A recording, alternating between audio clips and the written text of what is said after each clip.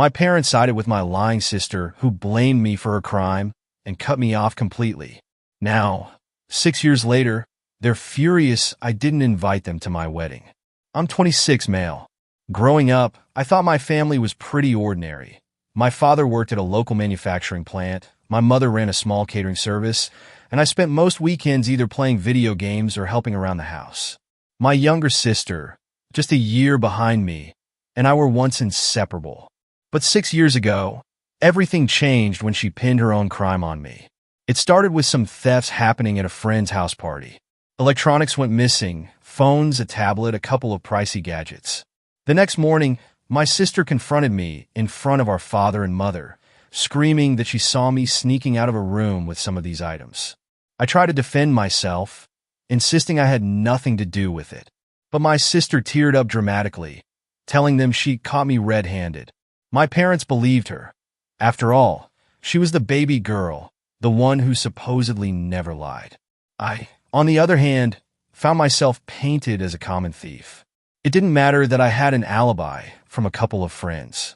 When the family confronted me, my father barked, "Are you calling your sister a liar?"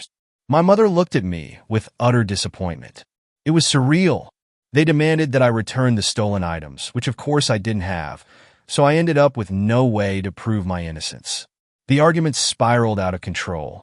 My sister kept doubling down, giving elaborate details about how she saw me rummaging through coats and purses.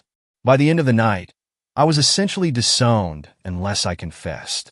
I refused to lie and admit to a crime I didn't commit. Furious, my parents kicked me out. I remember my father pointing toward the door, face red with anger.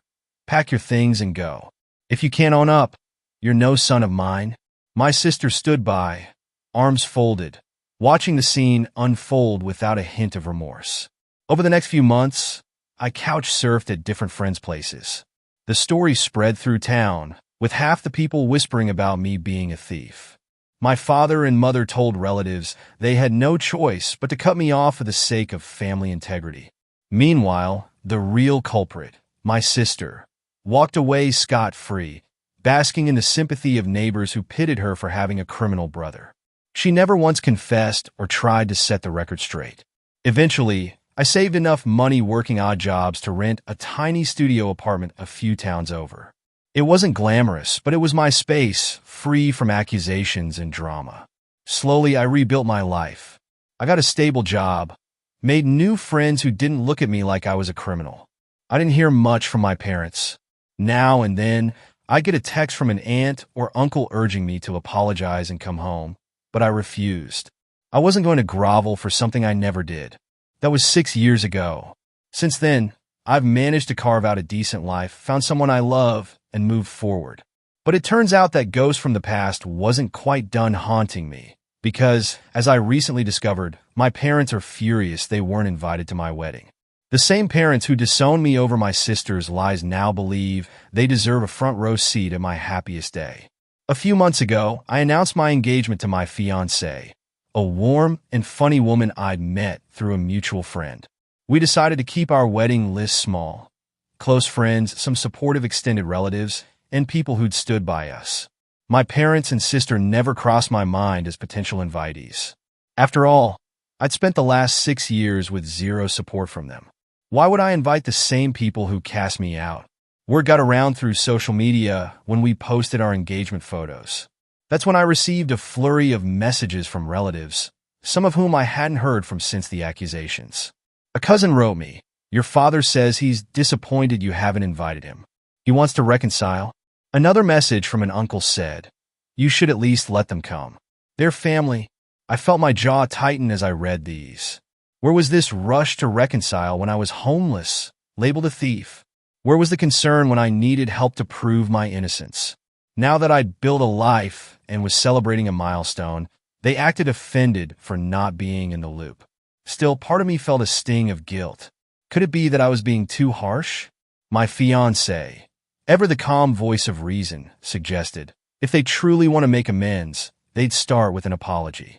Have they apologized? Of course they hadn't. Instead, they escalated their sense of entitlement. A week later, an aunt forwarded me a text from my mother. We deserve an invitation. He needs to stop acting like a victim. That message burned into my brain. After all this time, no apologies, no admission of wrongdoing. Only demands. My father even threatened to show up anyway if I didn't send them official invites. He bragged about how he helped raise me. So how could I exclude him from something so significant? The nerve of it was astounding. My sister, the root cause of the entire meltdown, also tried to reach out, leaving me a voicemail dripping with insincere charm. Hey, long time no talk. Heard you're getting married. Let me know if you need family there. She conveniently ignored the fact that her false accusation destroyed my reputation and forced me out of my home. I briefly toyed with the idea of hearing them out, until I stumbled upon an old note my father had written me years ago after the incident. We don't want your excuses. You brought shame to this family. Don't come back. Rereading that shredded any lingering guilt. They chose their side. They chose to believe my sister's lies over me, and they made no effort to fix it. Even so, tensions grew within the extended family. Some called me childish, claiming I was holding a grudge. Others supported my decision, having never believed my sister's story in the first place. My fiancé and I pressed forward with wedding plans, determined not to let the drama overshadow our joy. But I could sense the storm brewing, a final showdown that would force me to confront my parents and sister once and for all. The confrontation arrived sooner than I expected. One Saturday afternoon, as my fiancé and I were finalizing the seating chart with our wedding planner, my phone buzzed. It was a text from a mutual friend, warning me that my parents were on the way to my apartment, uninvited. My fiancé and I exchanged looks, bracing ourselves. Sure enough, they showed up. My father knocked on the door insistently, and when I opened it, Mother stood beside him, arms folded. Behind them, my sister lingered in the hallway, trying to look innocent. They pushed past me into the living room before I could stop them. Let's cut the nonsense, my father said, voice booming. We're your family. We have a right to see you get married. My mother nodded fervently. We raised you. This is a slap in the face. My sister chimed in with a pout. I've missed you. Can we stop fighting? I almost laughed at the absurdity. The tension was thick enough to slice with a knife. My fiancée stepped closer, gently resting a hand on my arm. She whispered, I'm right here with you. That gave me the strength to stand firm. You kicked me out for something I didn't do, I stated, keeping my voice level. You believed her lies. I pointed toward my sister and made no effort to hear my side. Where's family loyalty then? My father looked rattled. We did what we thought was right. You refused to apologize. I shook my head in disbelief. Apologize for a crime I never committed? My mother hissed. Your sister wouldn't lie about something like that. My sister shot me a pleading look as though trying to feign remorse, but I remembered all too well how easily she spun that story. I took a deep breath. You ruined my life back then. I was homeless, jobless, labeled a thief. If I hadn't managed to find help from friends, who knows where I'd be? My father tried to interrupt, but I kept going. Now you want me to pretend none of that happened because I'm getting married? You believe you have the right to attend? No, not happening. My sister stepped forward, tears brimming. I was just a kid back then. I made a mistake. You can't hold that over me forever. She attempted to reach out, but I stepped back. A mistake you never owned up to. You let me face all those consequences alone. My mother slammed her hand on the back of the couch. We are your parents. We brought you into this world. Her voice quivered with anger or maybe guilt. My father glared, face reddening. We'll talk to the rest of the family about this. You're choosing to humiliate us. I felt a surge of anger and, strangely, confidence. I'm just standing up for myself. You're the ones who humiliated me for something I didn't do.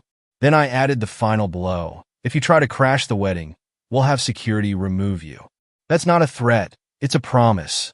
Silence hung in the air. My parents looked stunned, as if they'd never imagined I'd talk back to them like this. My sister's tears turned into an angry glare. She muttered under her breath, "This is so unfair," as if she was the victim. Without another word, my father stormed toward the door, mother and sister trailing behind. Before leaving, father spat, "You'll regret this." Then the door slammed, and they were gone. Over the next few days, the fallout was immediate. Certain relatives bombarded me with calls, urging me to just let them attend. Others, who knew the truth, quietly supported my decision, saying I owed them nothing. My father apparently threatened to call the venue and say I was disowning the family, hoping the manager might intervene. It was a foolish bluff. The venue had no reason to meddle in personal disputes. My fiancée and I pressed on, determined not to let this drama overshadow our big day. The wedding day arrived, a simple, heartfelt ceremony in a cozy garden setting. My friends, supportive relatives, and her family gathered to celebrate. We exchanged vows, tears of joy in our eyes, and stepped into a new chapter of life together. Not once during the ceremony did I glance over my shoulder, fearing a gate-crashing incident. We had a couple of trusted friends watching the perimeter, just in case, but my parents and sister never showed. They must have realized I was serious about security. Instead, they spent the evening calling and texting family members, complaining about how I'd betrayed them. Word spread that mother was inconsolable, father was livid, and my sister was playing the part of the misunderstood sibling once again. However, none of that drama intruded on our wedding bliss.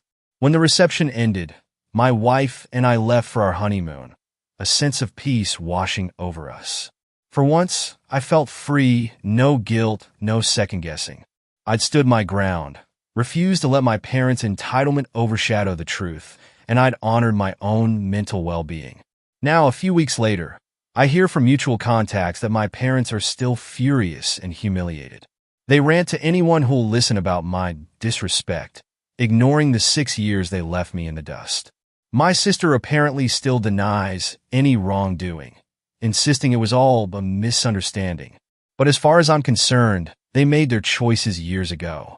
I have no interest in rewriting history for their comfort.